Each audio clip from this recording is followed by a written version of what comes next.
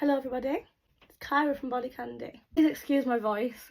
Once again, thanks to the lovely British weather, I am very poorly, so we move. On today's episode of The Tea, we'll be talking about why I got 99 problems, and sometimes why piercing is one of them, or whatever he said. This is piercing problems and how you might be able to remedy them at home by yourself. Problem number 1, wrong cleaning. New piercing should always be cleaned with wound wash, like your saline solution, etc.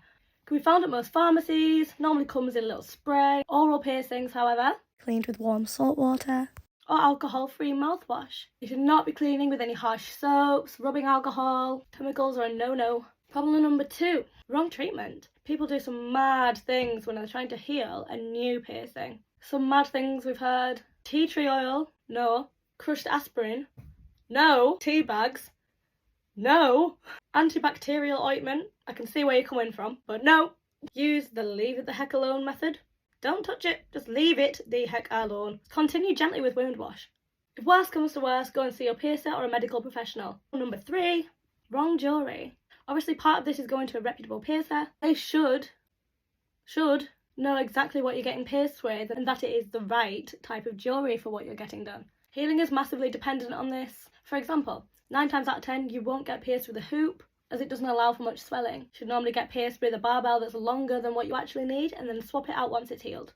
Some require a curved barbell, and if a straight one's in somewhere that needs a curved barbell, for example your eyebrow, that's going to cause you some problems. Going back to circular jewellery, your rings, etc., that can move around way too much. So not only is it bad for your swelling, it's constantly moving, therefore constantly causing irritation. However, if you can change to these afterwards, you'll be fine.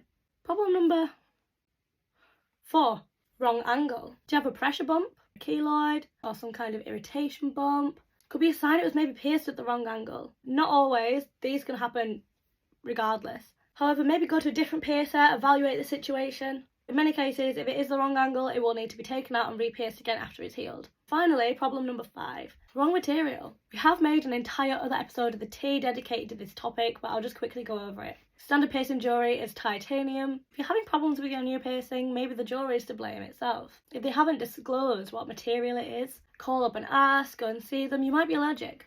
So everyone, that's all from me today. Thank you so much for watching. I will see you on the next one.